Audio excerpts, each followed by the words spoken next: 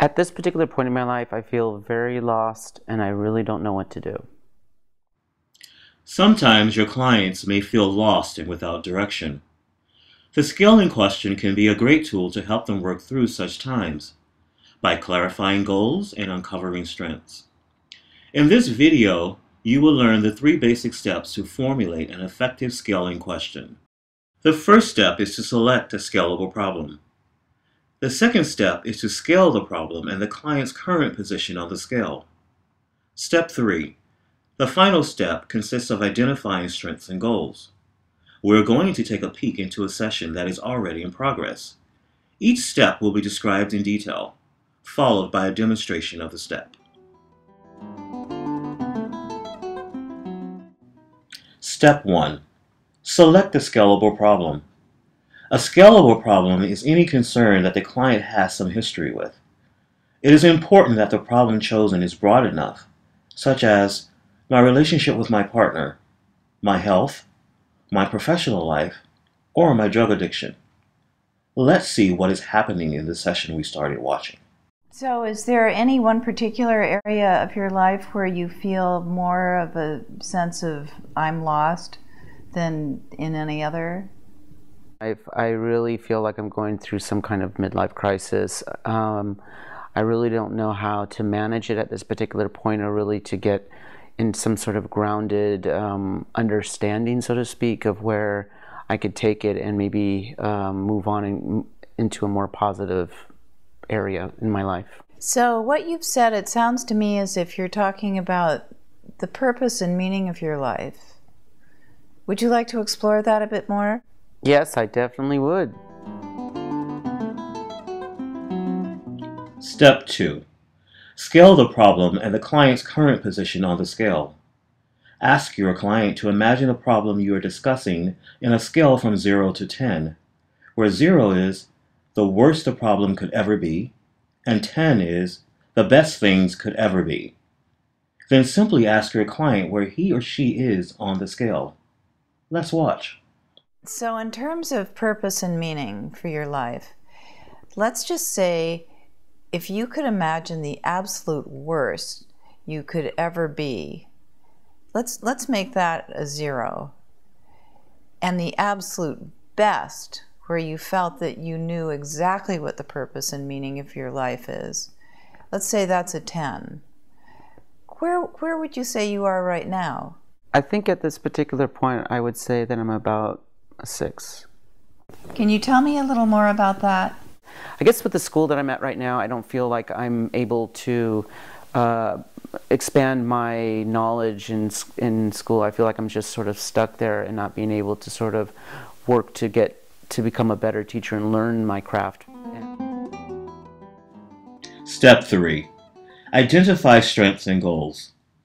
This is the core of the scale in question, which is in reality a set of questions. The purpose of these questions is to uncover strengths and clarify goals. For instance, a question like, what's stopping you from going 1 point down on the scale? Will reveal strengths and resources the person has been using to work through difficulties.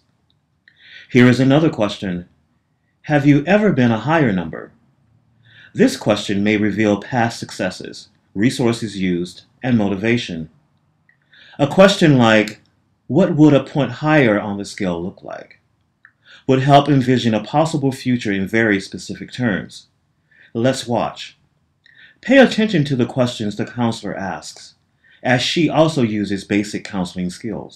So what's stopping you from going from a 6, say, down to a 5 or a 4?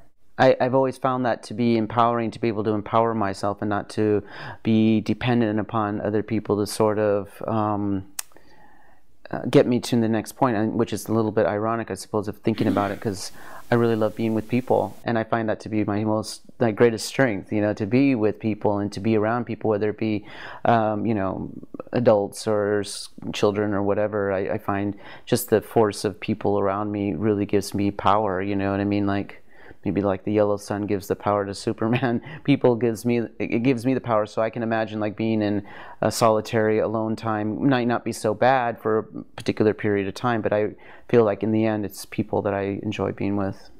Have you ever been at a higher number than 6?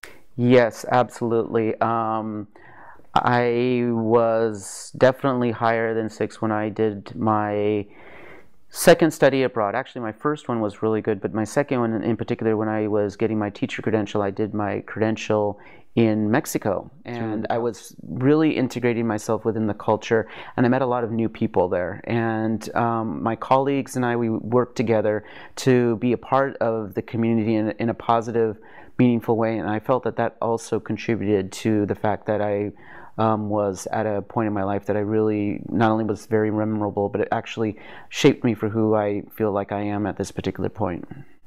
What would a 7 look like? I guess a 7 would definitely be working in a school where I can be with other teachers and colleagues, and we can share our ideas and to be able to develop our craft of teaching. That would probably make, I would say that would be a good sufficient 7 for me. What would an 8 look like?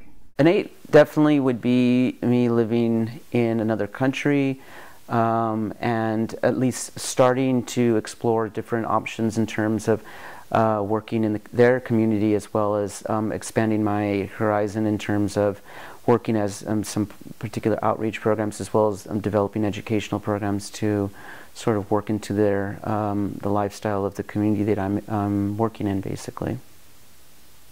What would a 10 be? If it was to be a 9 or a 10, I would say it would have to be a position where I know I could actually stay with it for a long period of time and not just sort of a short period of time, a time where I could really just let myself be free and get integrated with the community, as well as that my colleagues and myself. So far, you've identified that you want to be abroad, you want to work on your craft of being a teacher, being in an environment where there's some sort of collaboration where you and your colleagues are helping each other to become better teachers, perhaps even a university nearby. You want to be around people. You want to help children. What are some of your strengths that will help you reach these goals? At this point, the session can take different directions. Let's see how everything that happened in the session is captured on the scale. The person has identified several things. His passion for teaching and working with children energizes and empowers him. He would like to work in a more collaborative environment. He would feel even more fulfilled if he could work developing educational programs abroad. The ideal work situation would also include financial stability.